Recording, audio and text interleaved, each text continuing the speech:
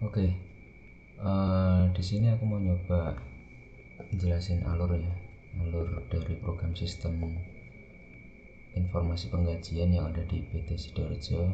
Nama filenya aku kasih Sido version 00, pin debug. Nah, ini tampilan awalnya seperti ini, ada animasi loading.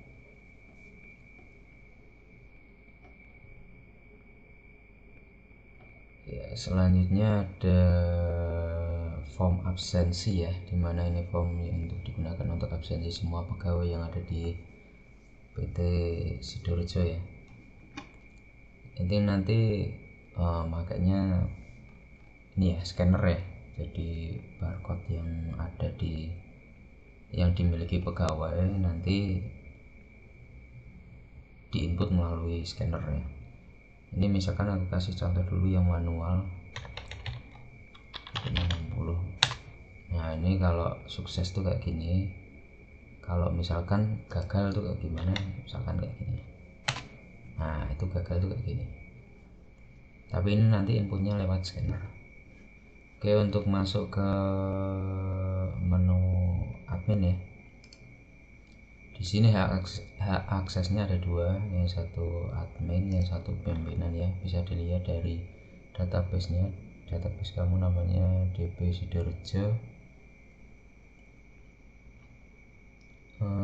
Di tabel data pegawai ya, TP data pegawai, di sini ada ID pegawai dan kata sandi yang digunakan untuk login. Oke, sebelum masuk ke sistem sebagai admin atau pimpinan, aku mau ngasih contoh dulu bagian lupa kata sandi ya, dimana sebentar ya, koneksi internet. Oke. Oh ya, ini aplikasi ini harus koneksi internet ya, teruntuk untuk lupa kata sandi ini. Soalnya di lupa kata sandi ini nanti akan tergenerate verifikasi email ya. Nah, untuk VB bisa ngirim ke email itu harus pakai koneksi internet. Untuk ID user saya contohkan user yang ada emailnya ini ya. Di field email ini memang harus terisi email yang valid, dimana nanti sistem akan mengirim kode verifikasi lupa kata sandi itu melalui email yang tertera di tabel ini. Jadi nanti kalau misalkan menambahkan data pegawai harus email yang valid. Oke, ini misalkan ini aja ya, user yang ada emailnya ini dengan password 123, ID-nya 3562. Masuk lupa kata sandi, ID user 3562, cek.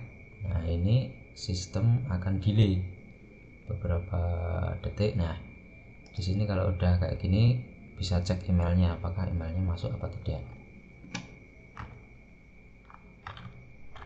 Oke, coba kita cek emailnya ya.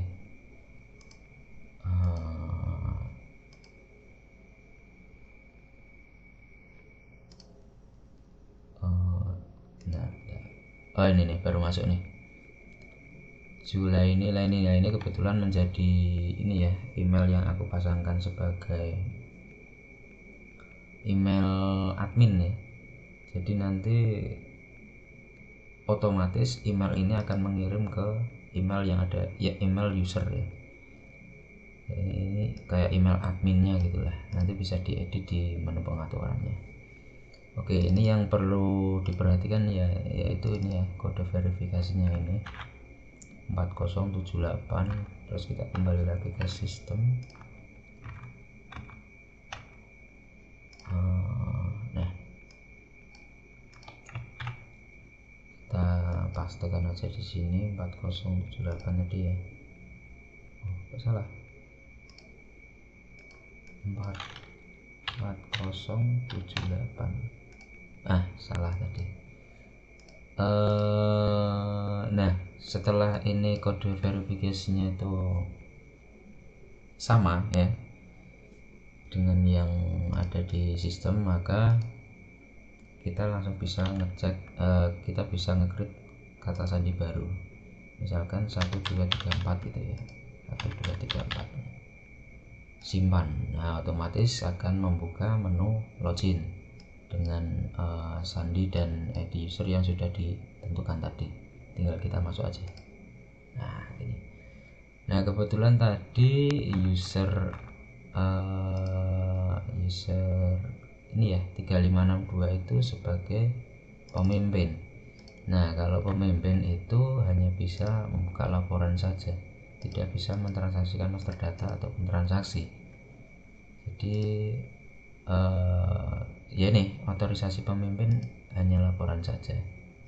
Oke, kita masuk ke adminnya saja langsung.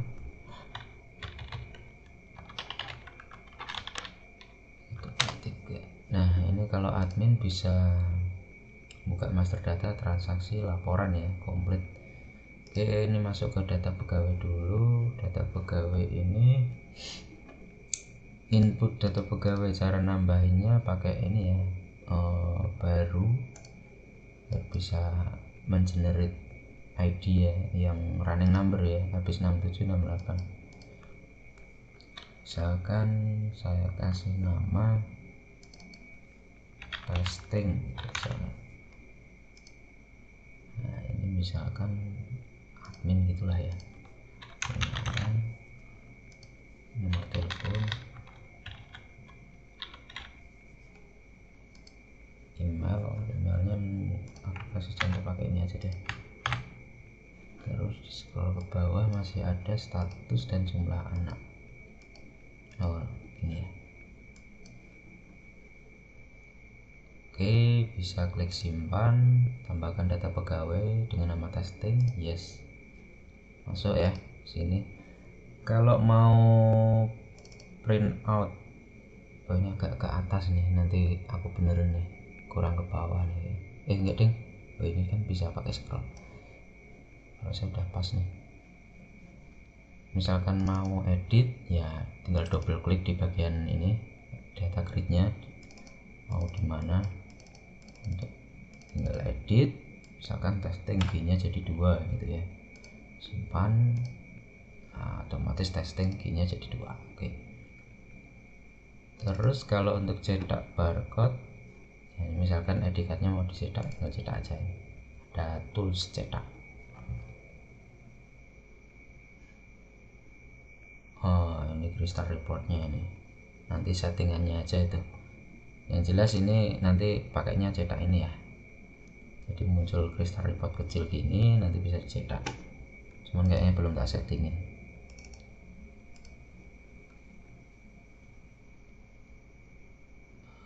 Terus untuk batal ini nge-clear semua textbox yang ada di sini ya, batal. Kalau untuk hapus gimana? Hapus ini tinggal sorot aja, disorot satu data atau banyak data gitu. Ketika kamu mau hapus, sorot terus hapus aja, hapus data pegawai, nah, otomatis akan hilang. Segarkan ini kayak refresh gitu ya. Nah, kita aja refresh. Oke, next di data absensi ini hanya untuk ngecek absensinya ya, dimana yang perlu perhatikan di sini, inputannya ada ID pegawai dan tanggal absensi, kamu bisa milih ya, nanti bisa dieksekusi gitu. Misalkan oh ternyata orang ini absen sekali di tanggal ini misalkan.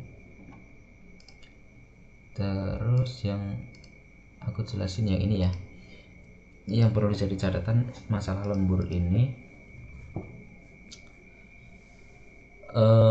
Ini kalau absennya pas hari ini ya, hari Minggu ya, hari Minggu akan dihitung lembur.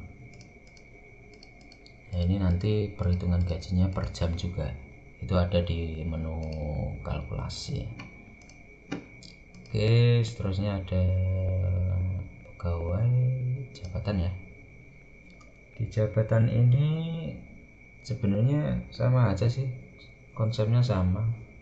Oh ya, tadi belum tak jelasin di bagian ini ya, di cari data ini aku by nama ini, nama pegawai kayaknya, misalkan by kode ya, by ini, by ID pegawai, misalkan 3560. Nah gitu, 3560 langsung tersorot ya. Terus untuk jabatan sendiri ini by apa ya, nama jabatan kali ini, pemimpin bisa. Ini nambahnya juga sama, tab baru, terus nama jabatan apa, gaji pokoknya apa, terus simpan gitu ya. Untuk hapus juga disorot, hapus, sama aja sih, konsepnya sama kayak yang data pegawai ini. Kalau untuk master data itu sebenarnya sama aja. Kalau untuk tunjangan yang perlu diperhatikan ya ini aja sih, kode jabatan ini diambil dari ini, dari master data jabatan tadi, kodenya ini. Kalau ini kamu nambahin satu lagi, misalkan 104 gitu ya, di tunjangan ini nanti akan muncul 104 juga, gitulah kurang lebih gitu. Terus untuk potongan, nah ini potongan-potongan yang nanti akan jadi pengurangan di gaji bersih ya waktu penghitungan. Kalau konsepnya tetap sama, ada baru, simpan, batal, hapus, segarkan, sama dengan master data sebelum-sebelumnya. Kalau untuk cari data ini berdasarkan nama potongannya. Oke, lanjut aja di menu kalkulasi. Nah di kalkulasi ini ada bulan apa aja yang mau kamu kalkulasi. Misalkan bulan kebetulan tadi kan data absensinya di bulan ini cuma ada satu tok ya, coba kita kalkulasi apa bisa apa enggak ya. Di bulan 2021. Nah di sini ada pilihan, misalkan si pegawai ini punya bon gitu ya, si pegawai yang terdaftar tuh punya bon, apakah ini akan sekaligus menghitung bonnya juga atau enggak. Nah gitu, ini bisa dipilih lewat checkbox. Untuk cek tanggal ini lebih fokus ke ini, biasanya kan penghitungannya itu terjadi di akhir bulan ya, biasanya kayak gitu. Cuman kalau misalkan kamu mau generate gajinya itu, mau mengkalkulasi gajinya itu kapanpun, kamu bisa hilangkan cek tanggal ini. Untuk cetak slip gaji ini lebih ke ini, jadi nanti misalkan ada 5 pegawai gitu ya, nah itu ketika kamu kalkulasi sekaligus ngeprint itu juga bisa dengan cara cetak slip gaji ini. Tapi kalau kamu cuma ingin mengkalkulasi aja, itu nggak usah pakai dicentang ininya. Nah ini tak contohin cek tanggalnya, tak hilangin karena kebetulan hari ini bukan hari terakhir ini ya, di bulan ini bukan hari terakhir, ini baru tanggal berapa ini. Terus hitung gitu ya, generate data penggajian periode 2021. Nah ini ada prosesnya, koneksi database. Ini sebenarnya cuma tampilan aja sih, ini ada loadingnya juga di bawah ini. Nah kalau proses selesai gini ya, proses data kalkulasi selesai. Oh iya, ini di notifikasi juga bisa diklik ya sekarang ya. Tak kasih tambahan satu form lagi untuk detailnya aja deh, detail notifikasinya. Oke, kalkulasi selesai, berarti kita bisa melihat di penggajian ya. Tadi 3560 ya, kebetulan cuma satu ID tok yang ini, yang tergenerate ya. Kita bisa lihat di database nya juga, misalkan di tabel penggajian ini. Nah ini tadi mengenerate yang ini kan tadi nih, tanggal pembuatan yang 03, sekarang tanggal 3 ya. periode 2. Nah ini cuma muncul satu row doang. Kenapa satu row doang? Padahal di sini data pegawainya banyak. Karena di data absensi pada tanggal tersebut, tanggal 3 ya. Aku contohin. Nah, di tanggal 3 itu cuma ada satu nama doang, 3560. Sehingga waktu kalkulasi juga satu orang saja. Yang lain nggak usah ikut dihitung. Kan belum pernah absen. Gitulah.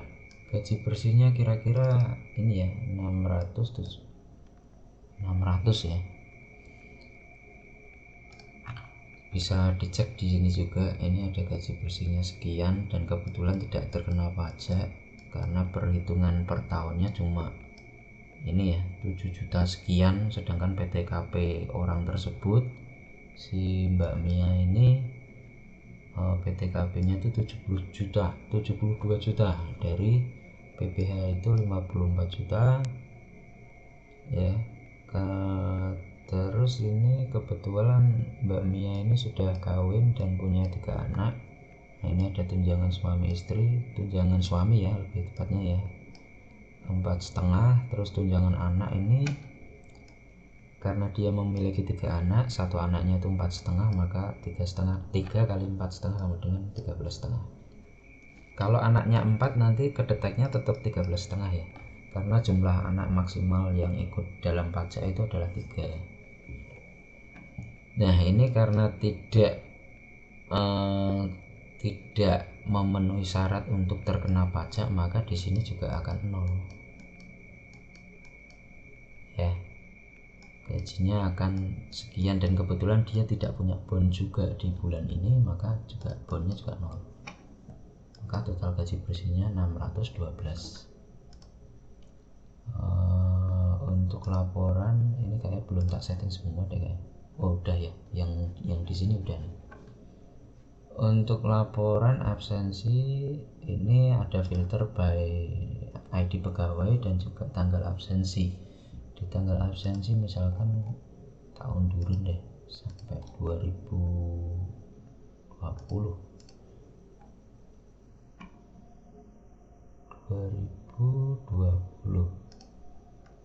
Kenapa cuma terdetek 1 ya?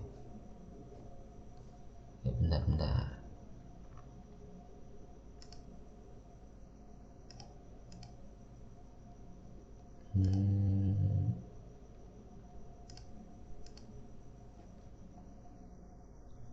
Oke, di laporannya kita cross check di sini ya. Kenapa dia cuma generate 1?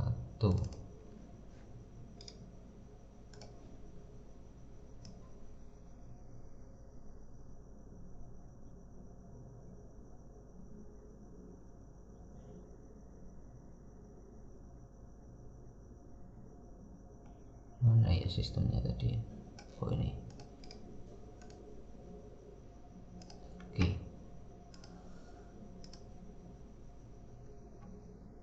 Di laporan tadi, laporan absensi.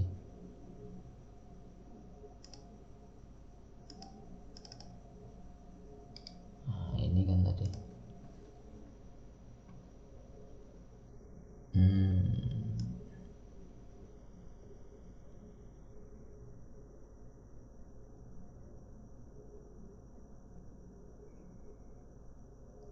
Oh ini ada salah coding ya.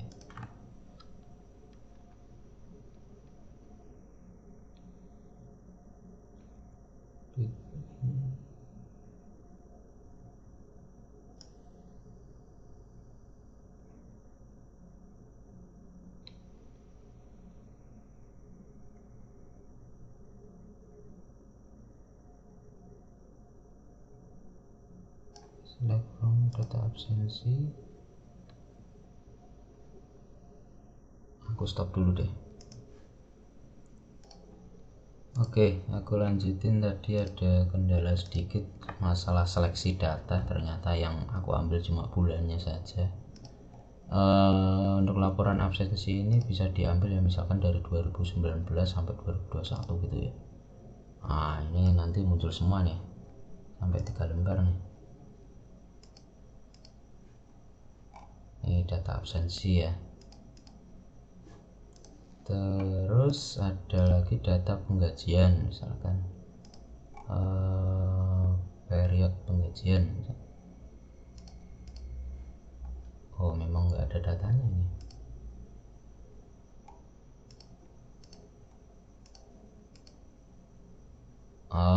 Ini datanya per bulan oh ya, yang diambil periodnya ini.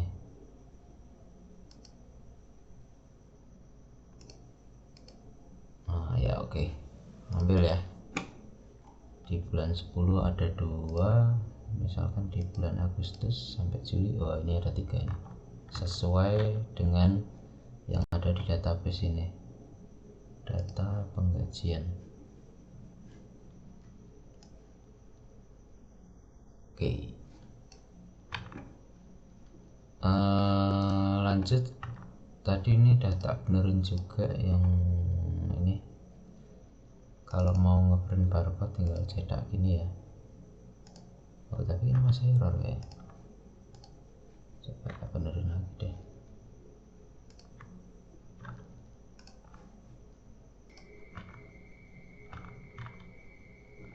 Oh ya, ini aku lanjutin yang tadi ya, soalnya tadi ternyata ada ini, ada yang belum tak install, barcode-nya belum tak install, jadi nggak bisa. Untuk cetaknya tetap sama, pakai double klik sini terus cetak ini ya. Ini nanti tinggal print out. Nah ini nanti yang dijadikan untuk absensi ya, barcode-nya di scan gitu.